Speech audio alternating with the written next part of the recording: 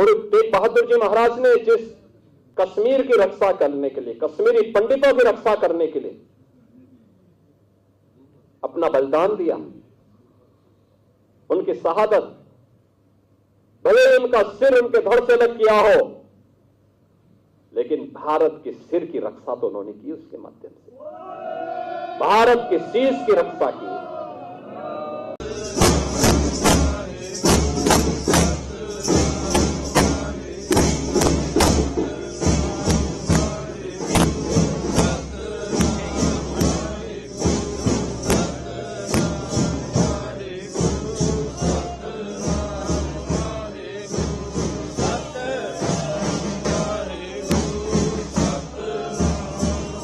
एक और यह गौरवशाली इतिहास और दूसरी तरफ हमारे सामने वो दृश्य देखने को मिलते हैं जब हम लोग ये सुनते हैं कि काबुल में अब नाम मात्र के ही 2-4-10 परिवार सिखों के बच गए।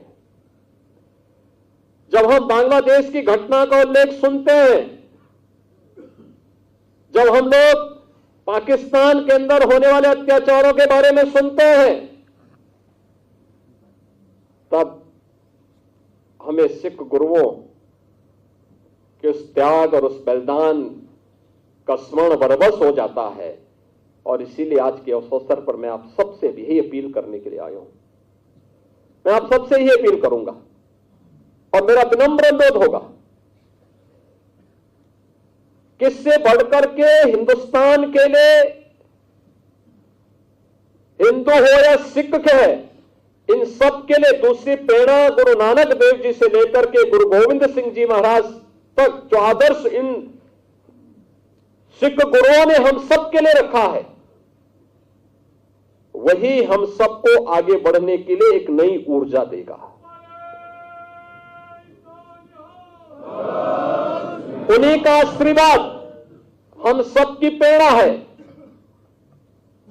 और उस प्रेरणा से जब हम लोग आगे बढ़ेंगे तब काबुल होने से बच पाएंगे, तब बांग्लादेश होने से बच पाएंगे, तब किसी ननकाना साहब के लिए हमें आंदोलन या संघर्ष करने की नौबत नहीं आएगी, बल्कि स्वतःस्फूर्त भाव के साथ वो हम सबको प्राप्त होगा। और इसीलिए आज हम सबको अपने मित्र और शत्रु को सही तरीके से पहचानने की ताकत हम सबको प्राप्त हो, इसके लिए हम लोग गुरु महाराज से प्रार्थना करें, ये ताकत वे हमें दें। कौन वे लोग हैं जो देश की जुझारू कौम को, देश की इस समृद्ध कौम को, जिसने अपने स्वयं के सामर्थ्य से, अपने पुरुषार्थ से, अपने परिश्रम से एक मिसाल प्रस्तुत की है देश के सामने, दुनिया के सामने। कौन वे दुश्मन हैं जो आज उनके इस परिश्रम और पुरुषार्थ को कुंद करने की साजिश कर रहे हैं? कौन है? उन दुश्मनों को पहचानने की आवश्यकता है। कभी भारत की फौज में हमारा सिख एक बड़ी संख्या में जाकर के भारत की सुरक्षा के लिए अपने आप को समर्पित करता था। कौन वे लोग हैं जो एक बड़ी पीढ़ी को, युवा पीढ़ी को ड्रग की चपेट में लाने का कुत्सित प्रयास कर रहे हैं?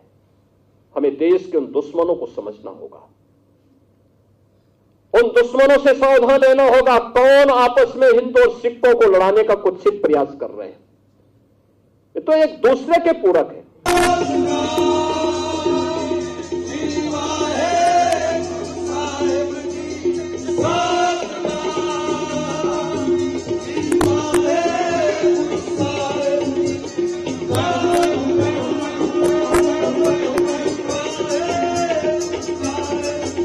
महाराजा रणजीत सिंह ने जितना सोना स्वर्ण मंदिर में दिया, उतना ही बाबा काशी विश्वनाथ मंदिर को भी दिया। काशी विश्वनाथ मंदिर का शिखर और दरवाजे स्वर्ण मंडित हुए या सोना महाराजा रणजीत सिंह जी ने दिया था।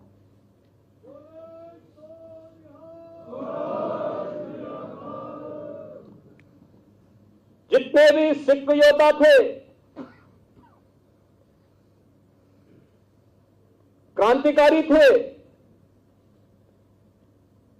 देश के लिए अपने आप को शहीद किए थे, अपना बलिदान दिए थे, और हमें आज भी उनसे प्रेरणा प्राप्त करनी होगी।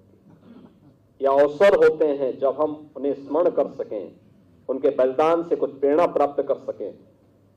आज के इस अवसर पर मैं एक बार फिर से इस वीर बाल दिवस के प्रति आदरणीय प्रधानमंत्री जी के प्रति आभार व्यक्त करता हूं। आप सबसे अपील करूंगा कि हम लोग कोई भी ऐसा कार्य न होने दें जो हमारे गुरु परंपरा की भावनाओं के विपरीत हो। कोई भी ऐसा कार्य कतई हम लोग सभी मिलकर के गुरु परंपरा के गौरवशाली इतिहास के सम्मान की रक्षा करने के लिए जिस भी हद तक सहयोग किए जाने की आवश्यकता होगी, ये डबल इंजन की सरकार हमेशा आपके साथ खड़ी होकर के कदम से कदम मिलाकर के चल करके पूरी परंपरा के प्रति श्रद्धा और सम्मान का भाव व्यक्त करने के लिए सदैव तैयार होकर के कार्य करने के लिए तैयार है। आज के इस अवसर पर वीर बाल दिवस के इस पावन आयोजन के अवसर पर मैं माता गुजरी को कोटि कोटि नमन करता हूं। दुख, उनका दर्द कौन महसूस कर सकता है। बाबा अजीत सिंह, बाबा जुझार सिंह, बाबा जोरावर सिंह, बाबा फतेह सिंह, इन चार साहबजादों के प्रति नमन करता हूं, उनके शहादत को नमन करता हूं।